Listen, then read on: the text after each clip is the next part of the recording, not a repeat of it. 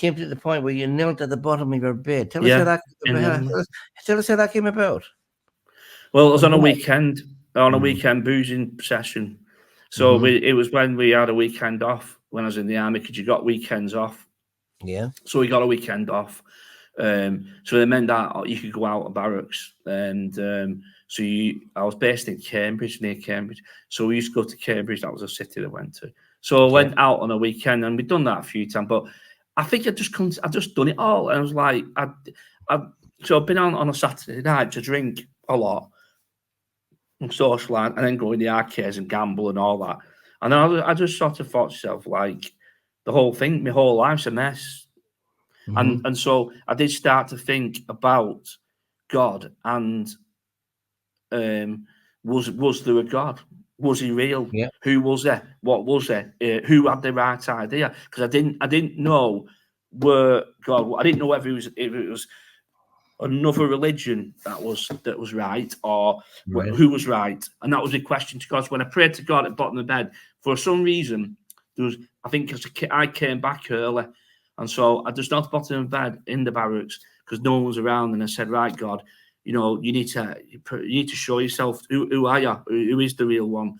And who has got the answers? Like, and if you are real, then put me across young people my own age, which is what I asked for, and that is what he did. Amen. It's Now, further down the line. while you were in the army on your boozing sessions, did you meet any Christians in the army? Any goody two shoes, if you know what I mean? No. Few and far between. Okay. Few and far between. So he's yeah, no, I didn't know, and certainly no, and I wouldn't have said anything anywhere like that. I would do it, but maybe I might have. I don't know. No, I don't think.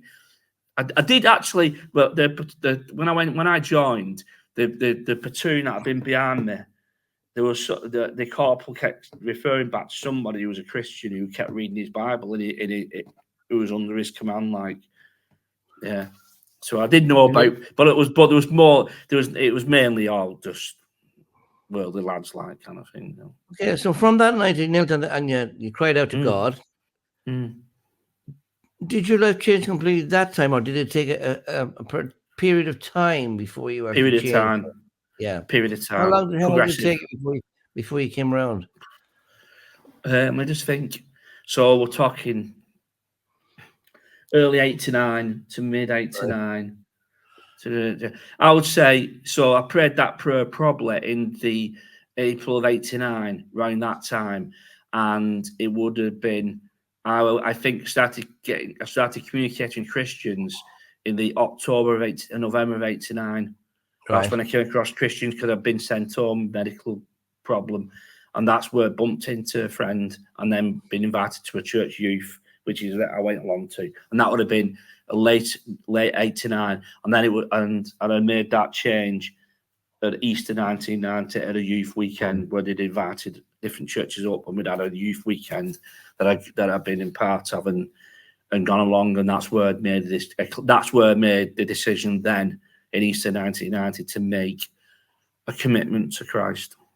I see. Even though you said the prayer, you think that it took a leading up to that point to get you to actually make the final decision. Yes, definitely. Yeah. I was very not sad. Yeah. I was weren't convinced all the way along to the end. I didn't sort of. I was bobbling along really towards it. Yeah. And then when I made that commitment, you were a bit like a work in progress until you finally made a decision. Correct. So when you finally made the decision, how did your life change? Oh, massive! Everything changed. Absolutely everything. There's nothing to say. There was nothing stayed the same. Everything, because the social life. Well, first of all, the family was sorted because I'd been very disruptive and I'd been a rebellious teenager and all that. So relationships with my parents, my mum was restored and has been out of this world since then. Attitude towards people changed because I was always like kind of step over people if you had to and get what you can get out of life, if you know what I mean. You're not really bothered about it. Suddenly that changed. So the attitude towards people, and I had more sympathy and empathy for people. So where you see somebody, you think, oh, you kind of thing, different outlook altogether as a Christian. And the heart changed. So my heart completely changed. And I could, so it's just different outlook. It's just, everything's different. But people said that to me. They said, your features, no, your person, I changed. I look different. That's what a lot of people say. I look different. When I was not Christian, there was a dark shadow over me. That's what some people said. And once I became a Christian, I made that commitment. And even when I made that commitment, this is why I say it's supernatural, because I didn't fully understand I did it thinking I didn't really understand the supernatural side of it. I didn't realize that was significant until I'd done that. When I'd done that commitment, that it was a supernatural, complete change of person. Still me, but a completely different person. Not as, a better person. Your mum was happy by the sound of it? Oh, yeah. Completely, yeah. Absolutely. And the house was peaceful because I'd been at war for like 4 or 5 years. And were you still living at home at this stage? Yeah, I'd gone back home, back home. Yeah, I'd gone back home. Yep. So you were medically discharged from the army. So where did that lead you then? Did you have to try and find a job, or what? Yeah, I started working at post office because one of the things was at that time, the post office liked ex-army people. Right. So when I came out of the army, it was sort of an automatic thing. So I started working at the post office. It was a natural thing to go to because they liked people from the army. So as soon as you said I was in the army, they had just snatched you. Yeah. So is that because you were good at marching and walking up and down the streets? Wearing uniform, because you had to wear the uniform then at post office. They were very strict on uniform, and plus it was just different than what it is now. But it was like a military thing. And before, so years before that, it was even more military styled. So there was a lot of in that. And how old were you then at this stage? About 19, I think, 18, 19, around that time. 18, 19, yeah. So still relatively young. So how did you meet your wife then? I met her in Liverpool quite some time later, so about 1996. I met her at university. I didn't go to university at the time, but I went to a party I was invited to, and she was there, and that's how we met. We were Christians then, so it was a Christian. She was a Christian. She had a party with, and it was on a New Year's Eve, and I got invited to this Christian party, so I went. And that's where we met. We were married within 12 months. So you were smitten, love at first sight, yeah? Yeah, we were, and we were married within a year. We just knew it was right. So we never regretted it, and we never regretted it. We've had tough times with all the different things we had to deal with. Did you settle in Liverpool, or did you settle in Wigan then? We were in Liverpool for about 5 years, but after losing our daughter, we ended up going back to Wigan, and I think partly that was I felt we went back to we had some more children, and it was cheaper to be in my parents because my mum and dad helped us with the children. Because if we stayed in Liverpool, it would be even more costly at the time. But also, I think I just wanted to change the scene after losing my daughter in Liverpool. I wanted to be somewhere a bit different without having to sort of relive that kind of, It just felt more therapeutic to be away and in a new place, and not have to, You did tell us the story of your daughter, of course, how traumatic it was. How did you deal with that? And how, was there pressure on you and your wife? And how did you get through that time, both of you? Well, our marriage was never. I was both of us totally committed to each other, in that the pressure of the thing was massive, and we clung to each other really, and God. So God got us through by his, and one of the greatest memories I found was worship. I spent a lot of time listening to worship music, and that was a great antidote. So when I felt really sad about losing my daughter, and also the build up to losing my daughter, it's horrible death. It is horrible. When you lose something, and when you lose a child, baby, it's a very precious thing, isn't it? And it's snatched from your hands, which is what happened really. The biggest worry I had was I did worry about my wife getting depressed and that, because she didn't, but I was conscious that can be something that women have to deal with if they lose a baby, like they could get into depression. And I was fighting on all fronts really, protecting what I had, which was, we were, but there was no doubt our marriage was going to stay together, because we just knew that that's what God would want us to do. So we wouldn't want to do that. Not, we won't let that break us. So praise God. With his help, you both came to the course. You went on to have two boys. Is that correct? And another girl. Oh, another girl as well. Okay, excellent. So she's your daddy's girl. Well, she's mummy's girl actually. She follows me with my wife. So yeah, the boys have been, the youngest lad's been clinging to me, and my daughter clinging to my wife. Yeah, it's just always happened like that kind of thing. So, we're all close together, but she definitely, my wife's, they're definitely together. They ganged up on me as well. I believe it. I've got two girls myself. I know what happens, mate. I know what happens. You can't say a word. Nope. No. The thing is, of course, you told us a story also of your son, okay? And yeah.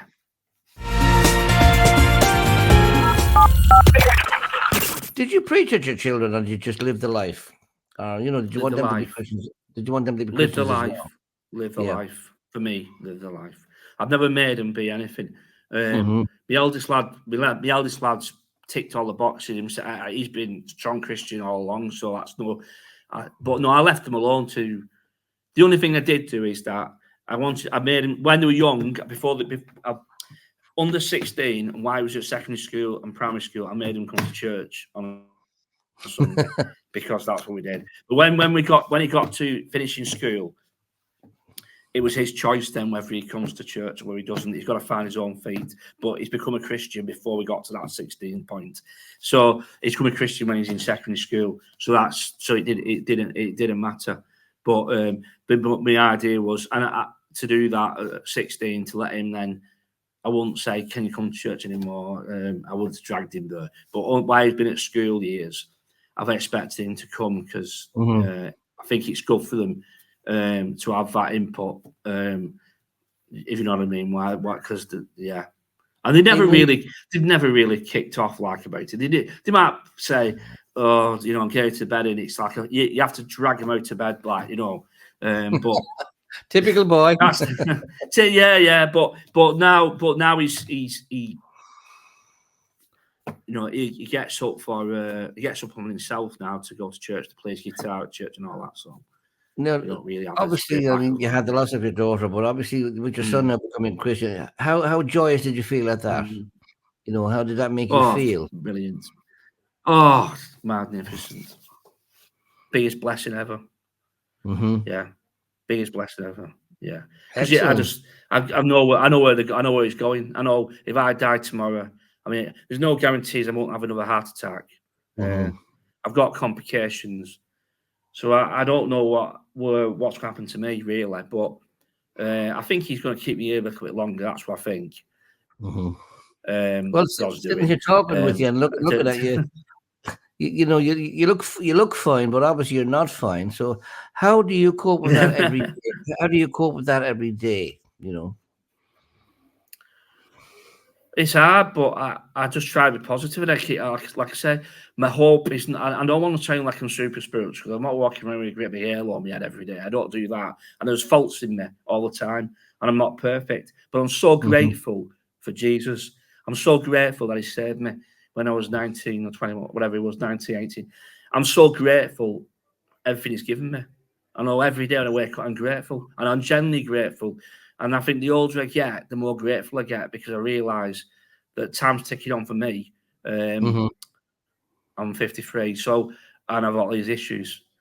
But I'm absolutely 100% grateful to Jesus for, and I know, I'm so glad that my children are, they're not perfect.